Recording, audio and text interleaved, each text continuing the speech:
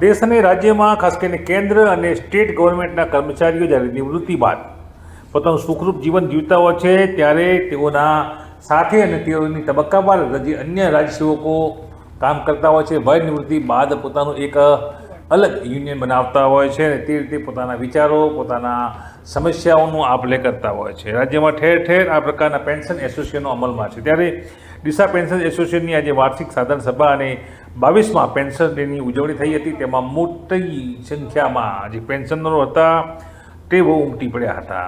આજે પેન્શન ડેની ઉજવણીમાં Deesa Lions hall ખાતે ડૉક્ટર રમેશભાઈ વાડે ઉદ્ઘાટક, નાગરભાઈ કે પરમારના અધ્યક્ષસ્થાને યોજાઈ હતી. જેમાં મુખ્ય મહેમાન જે દરજી મહામંત્રી, ગુજરાત પેન્શન સમાજ અને SS વાઘેલા પ્રમુખ, બનાસકાંઠા પેન્શન એસોસિએશન જેઓએ વિવિધ પ્રશ્નો અને કેન્દ્રમાં મળતા લાભ અને રાજ્યમાં પેન્શન્સને મળતા લાભ અંગે વિસ્તૃત ચર્ચા કરી હતી. જેમાં અતિથિ વિશે ડૉક્ટર કુલદીપભાઈ નંદાણી, તુકારામ ઠાકોર ભોજનદાતા હતા, ત્યારે ધનજીભાઈ જોશી શાલના દાતા હતા. તો રવિન્દ્ર પંડ્યાની પણ વિશેષ આજે જોવા મળી હતી. ચાલુ વર્ષે દિવંગત સભાસદોને શ્રદ્ધાંજલિ આપવામાં આવી હતી. જ્યારે વયોવૃદ્ધ સભ્યોનું શાલ અને ફૂલહારથી તેમજ તેજસ્વી તાલાઓનું સન્માન રોકડ રકમ આપે કરવામાં આવ્યું હતું.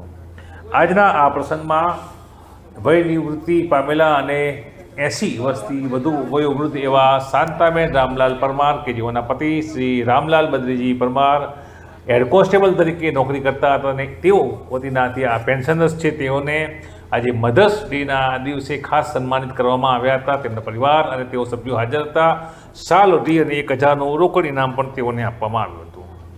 આપ જોઈ રહ્યા છો આ તસવીરો, જેમાં વિશેષ ખાસ કરીને જે વ્યક્તિઓ છે તેમાં ભગવાનભાઈ બંધુ અને સતીશભાઈ પંચાલ સાહેબા મંદિર ડીસાનું સન્માનપત્ર, શાલ અને ફૂલહારી સન્માન કરવામાં આવ્યું હતું.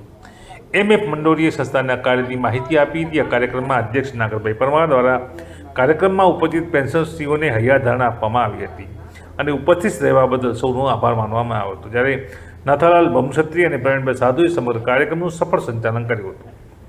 આમ આપ જોઈ રહ્યા છો તે રીતે ડીસા પેન્શન એસોસિએશન દ્વારા 22મા પેન્શન ડેની શાનદાર ઉજવણી કરવામાં આવી હતી.